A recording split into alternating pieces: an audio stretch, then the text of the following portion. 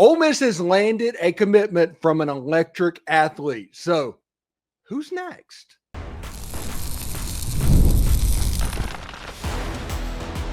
You are Locked On Ole Miss, your daily podcast on the Ole Miss Rebels. Part of the Locked On Podcast Network, your team every day. Welcome to the Locked On Ole Miss podcast, the most watched Ole Miss podcast around. I am your host, Steven Willis, a 10-year veteran member of the national media with Yahoo Sports and a former Ole Miss staff member. On today's show, we talk about the most difficult part of the 2025 season. Ole Miss only has 4 road games this year, and beating Oklahoma on the road will be a tough ask for Ole Miss. But pair that with a game at Georgia, and October becomes a very difficult month for the Rebels. That's why the LSU game is so important, everybody. It could set the tone for the entire back half of the season. But we start the show talking about Jett Goldsberry committing to Ole Miss and a big win for Pete Golding. We're free and available on all the podcast apps and on YouTube. Thank you for making Locked On Ole Miss your first listen every day. And a special hello to the insiders and everydayers who make this show what it is. Do us a favor, like, subscribe, comment. It costs nothing but keeps videos like this free. And don't forget to check out a second listen on the network. Nearly every team, college and pro, is ready for you. Now, it was really interesting about Jett Goldsberry committing to Ole Miss. He had a nice long ceremony. He did it with a teammate. I think the teammate committed to Oklahoma. He committed to Ole Miss. He's a really good player with what's set up. Now, when you look at him, he's from Heritage Hills High School in Indiana. He's a 6 foot tall, 195-pound athlete, if he's 6 foot tall. Ole Miss beat out UNC in West Virginia, and I think a couple other schools as well, for him to commit to Ole Miss. He had 54 touchdowns playing quarterback as a junior. On the defensive end, he loved contact. We broke him down yesterday. If you're interested to see exactly what type of player this is, you can check yesterday's video. We did a nice little video breakdown of what's going on. When you look at his rankings, because he's an athlete, he's a little bit weird. Now, Rivals has been acquired by On3, so that might explain what was happening with Rivals. ESPN has not ranked him yet. He's a 4-star, though, on 3, 3-star on 247. He is a super athlete. He's somebody that played quarterback at an extremely high level. He has excellent contact balance, if we're going to be honest about it, with him playing the quarterback position. And he is somebody that makes play after play after play for his high school, Heritage Hills, the state champion of Indiana in the 3A classification. I'm over the moon about this. I talked about this yesterday. If anybody remembers during the recruitment of Andy Jaffe, the way I talked about that, and it's not just because of them being private school players. It's because you see the special athleticism that they have in their game. That's not necessarily sneaky. It's a jumbo athleticism, but I am willing to bet they have been constantly underestimated over the course of their life. Then you see the athletic gifts.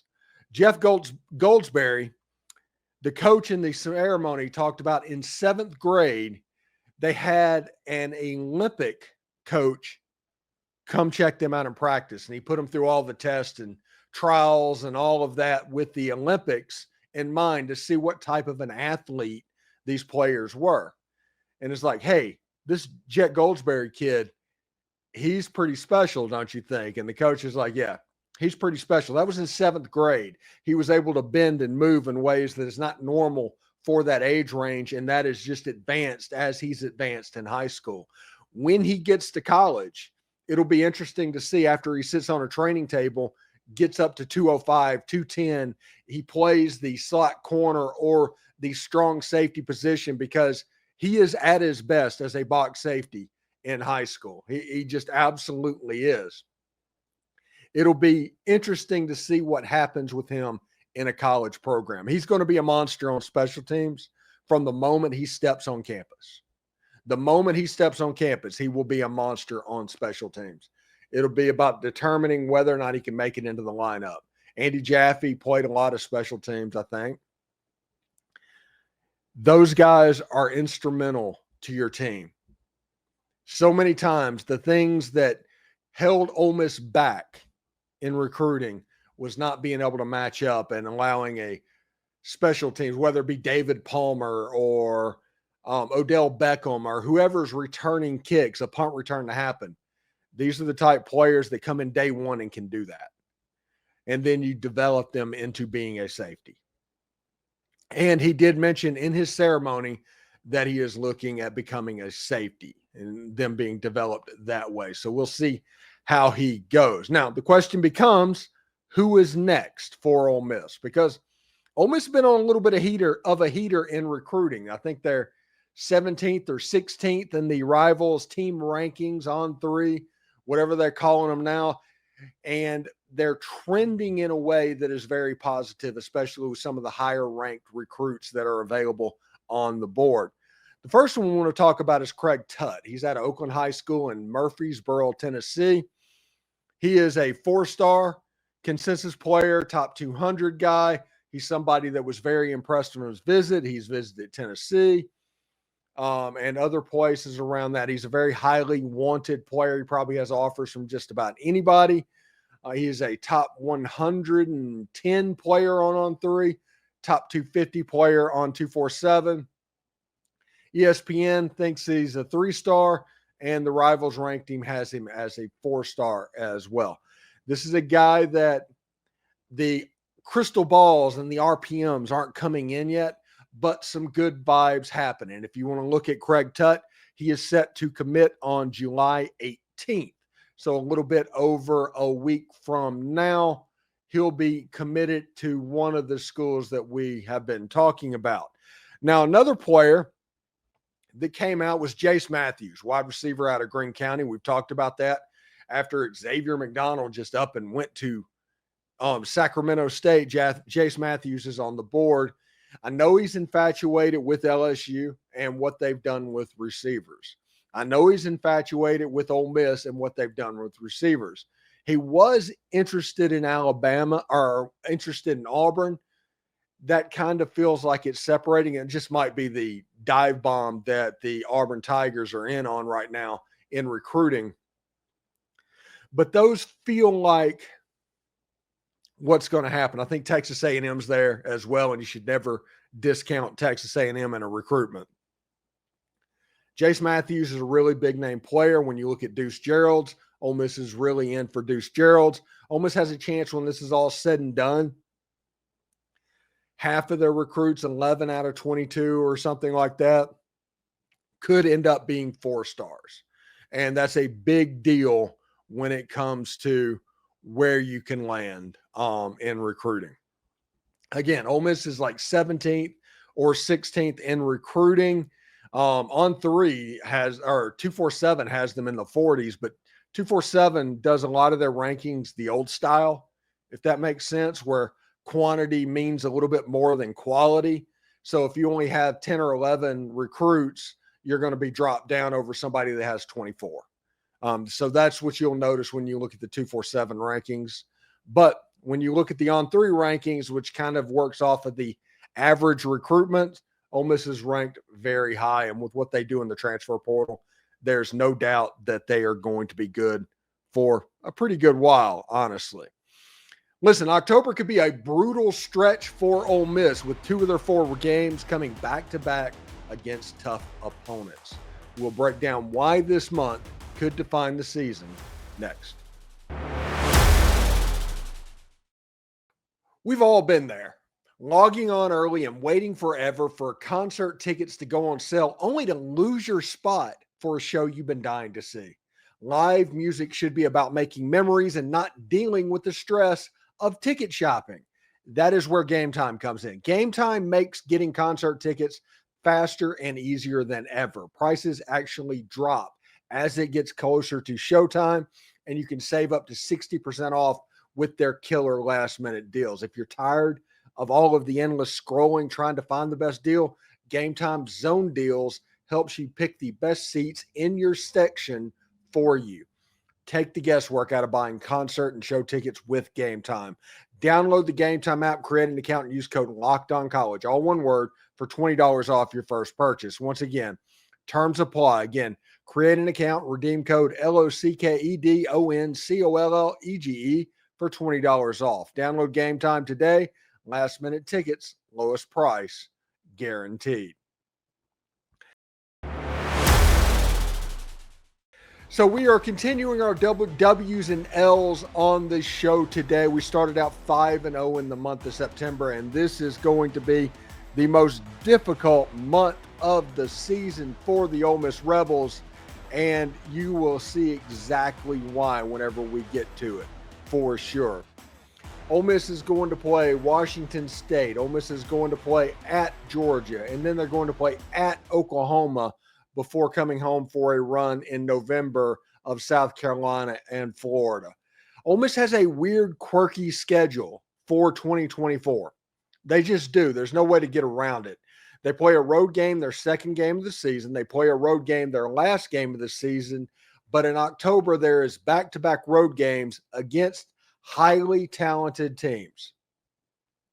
Going on the road to Georgia after you embarrassed them the year before is not going to be an easy task. They have not lost a home game since 2019. Then going on the road against Oklahoma up to Norman, where they don't lose very often as well. Ole Miss maybe has never lost to them, but that doesn't matter whenever you head up to the Palace on the Plains. Ole Miss is going to struggle with the talent that is in the offering in that one. So we started looking at all of the games that were set up, and the way we're going to do it in this segment, we're going to talk about Washington State and Georgia. In the last segment, we're going to talk about Oklahoma a little bit. But the way it is all set up right now, Ole Miss taking on Washington State in October, it's a home game. It's a situation where you should feel pretty good about it. You're facing a Washington State team that does not have the coach that they had a year ago. The coach that's at Washington State right now was the South Dakota State coach, which means they're going to have a very well-coached football team, but they're a little bit young and a little bit late getting their talent in. I like where Ole Miss sits in this game. There is no John Mateer quarterbacking the Washington State Cougars. So Ole Miss has the advantage at quarterback. Washington State is kind of turning over several different positions as a coaching change happened. I believe, if I saw correctly, 30 or 40 kids transferred out of Washington State after the head coach left. That is just the era we live in now in college football. So I think Ole Miss is going to win the game fairly easily. It's going to be tough to beat Ole Miss in Oxford, and Ole Miss has a lot of weapons at their disposal. But Ole Miss 38, Washington State 14 will be the prediction I decide to go with on this game. Ole Miss is the better team than Washington State. Washington State is a game team, and they certainly didn't chicken out like Wake Forest did. Wake Forest, as you remembered, said, hey, we don't want to play Ole Miss because we are not set up to play teams like Ole Miss, which is a huge ego boost to anybody named Ole Miss, if we're going to be real about it. But Ole Miss got $1 million essentially to not play Wake Forest. Now, the next game is where it gets a little bit weird. Ole Miss goes to Sanford Stadium to face the Georgia Bulldogs. Georgia has not lost at home since 2019, so that's this decade, I think. They have been pretty good. They may have lost in 2020. Either way, they don't lose much at home. They have the best home field advantage right now in all of the SEC, in a conference with teams that have had very good home field advantages in their past. Now, Kirby Smart, he as a head coach is 0-2 in Oxford, Mississippi. He has not won against the Ole Miss Rebels, and that was 2016 against Hugh Freeze. Ole Miss won that game 45-14. That was a Chad Kelly go crazy game. That was also one of the first touchdown games of A.J. Brown, if I'm not mistaken. But those guys fared fairly well. Ole Miss ended up going like 5-7 in 2016. and that was because of the chemistry getting all out of whack. Everybody on Auburn should be very afraid right now. If he's not recruiting at a high level anymore and there's something going on, you probably need to take that seriously. But Georgia absolutely will take Ole Miss seriously because of what happened a year ago in Vaught-Hemingway Stadium. A game in which Ole Miss absolutely took the Georgia Bulldogs apart. They gave up an early touchdown in the game after an interception by Jackson Dart. Everybody remembers that. Jackson Dart got hit, got injured a little bit, had to go back and get x-rayed. Austin Simmons came into the game, led a beautiful drive down for a touchdown. Ole Miss scored. It was 7-7, and all of a sudden, the Ole Miss fans and the Ole Miss team and everybody could exhale. And Ole Miss was able to take apart the Georgia Bulldogs. This is a game in Sanford Stadium that'll be pretty difficult. Georgia is currently a 9.5-point favorite in this game. The over-under is only 53.5. They're anticipating some semblance of a 28-24 type game, something like that. And if the over-under of 53.5 says anything about it, Georgia is going to be a better version of what they were a year ago. Now, at quarterback, it's going to be Gunnar Stockton's team. But Georgia has 5 stars essentially all over the field. They have Dane Key, who gave Ole Miss quite a bit of trouble when he played at Kentucky last season. They got Zachariah Branch, I think that's his name, to transfer from USC into the slot. There are weapons at the wide receiver position for the Georgia Bulldogs. So it should be a situation to where Georgia has a pretty good team and is going to be tough to deal with. This is going to be a Georgia Bulldogs football team that looks more like the Georgia Bulldogs football team we are accustomed to. Gunnar Stockton, he holds nearly all the records in the state of Georgia for high school quarterbacking. Once he figures it out, once he plays, once he steps up at quarterback, they're going to be able to move the ball. They are going to do some of the stuff that the Georgia Bulldogs were known for doing. It's going to be really interesting and going to be a really hard-fought game. I do not expect a blowout necessarily one way or another, but I expect Georgia to score a touchdown at the end of the game to kind of make this a 2-score type ball game. The Georgia Bulldogs are going to win this game 27-17. Should be pretty interesting to go. It's going to be 20-17, kind of back and forth in the fourth quarter. Georgia is going to put it away with a late touchdown. Sanford Stadium just kind of becomes a little bit too much for the Ole Miss Rebels. It should be a pretty good game and a pretty good way to look at what's going on as well. So in our final segment, this year's Oklahoma game poses a real risk, the kind of potential slip up that could define the 2025 season. With Ole Miss facing a tough road matchup in Norman on October 25th, we break down what could go wrong and how the Rebels need to prepare. Stay tuned.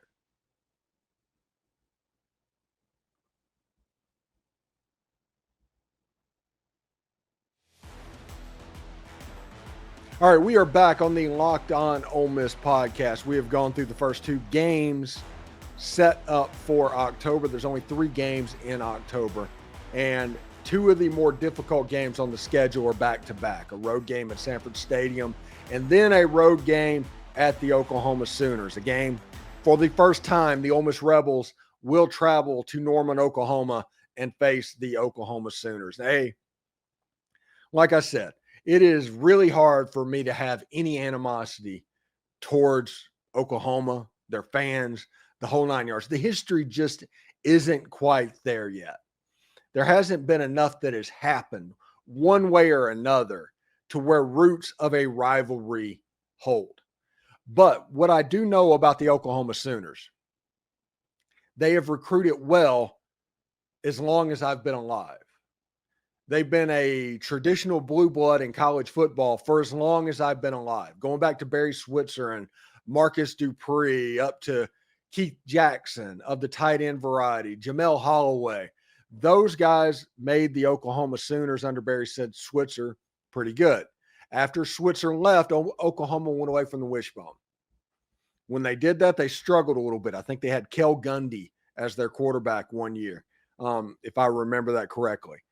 Then came Bob Stoops and Mike Leach and the change around the year 2000 for the Oklahoma Sooners.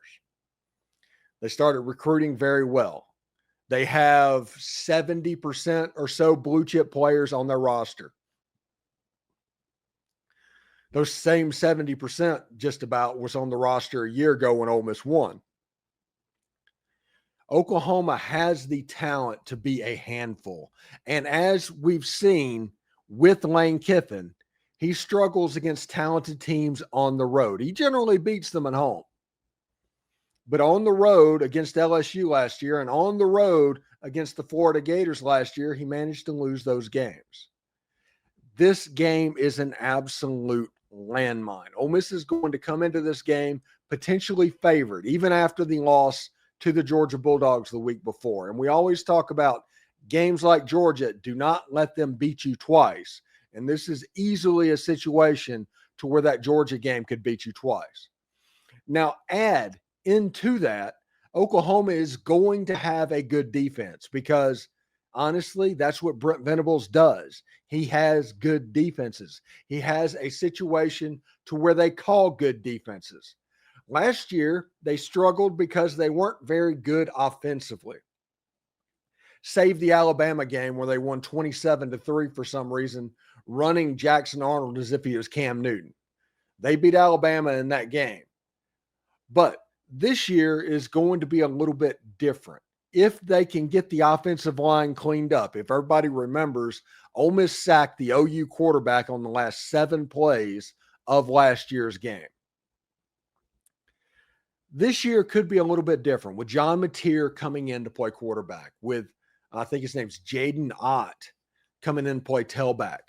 2 very, very extremely talented guys. Oklahoma always has skilled wide receivers that they can throw at you. If their offensive line is just average, they have a chance to win 9 games next year. Just with an average offensive line, because they're going to be good at quarterback, at running back, at wide receiver.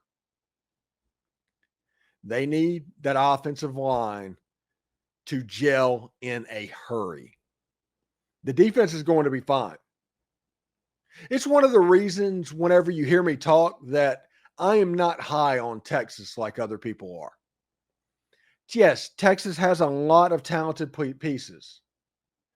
But when you have a first-year starting quarterback, I don't care if his name's Arch Manning or not.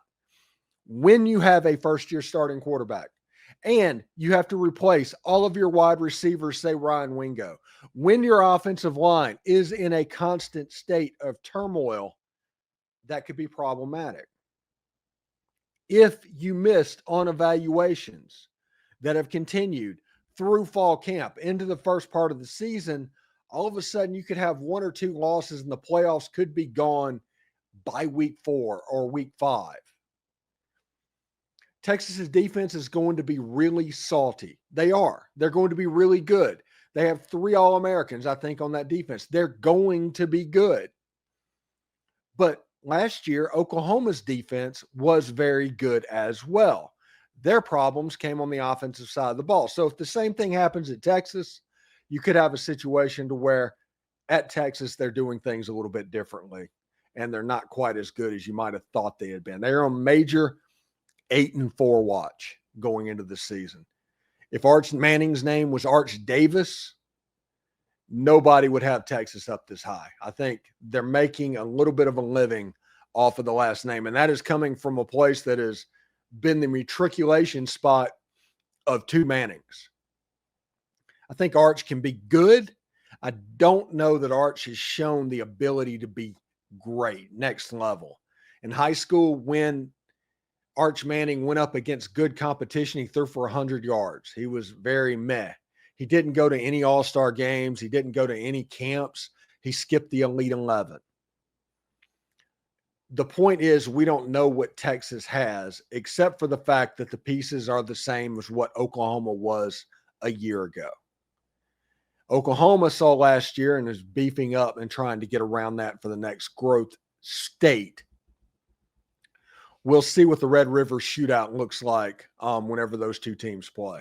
Should be interesting. I'm a big fan of what Oklahoma can do in this football season. And looking at that game, I don't think Ole Miss is going to win it, if we're going to be honest about it. Got Oklahoma 28, Ole Miss 24. So that's 2 games out of 3 that I have Ole Miss losing in October. When you look at the schedule as a whole, the 2025 Rebels, we have the Ole Miss Rebels beating Georgia State, Kentucky, Arkansas, Tulane, and LSU, and Washington State to start 6-0. Then they lose at Georgia and at Oklahoma. That makes November be a massive month for the football team. This is all very, very realistic looking stuff. Ole Miss will be favored in out of the 8 games, 7 of the games going in there. The Oklahoma game is the game where you're the favorite and you let the other team slip up and win. In November, you got South Carolina at home. You've got Florida at home for a road game at Mississippi State.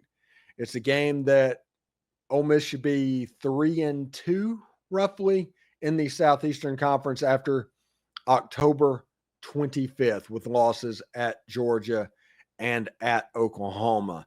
Again, November 1st, South Carolina. November 8th, the Citadel. November 15th, Florida. November 28th, after a week off at Mississippi State. It should be really interesting to see exactly how that goes whenever you look at how good they are.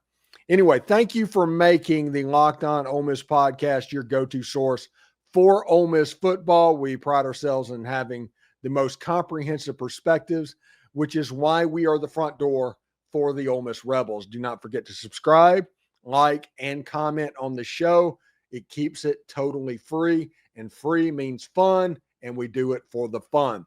For your second listen, check out the Portal Show. Brian Smith has the latest rumors, portal entries, and signings. Be the most informed fan on all of the rapid changes in the college football landscape. Find the Portal Podcast on YouTube or wherever you listen to podcasts. Hotty toddy, everybody. And remember, analytics is just the old English word that means bad football. We'll see you tomorrow.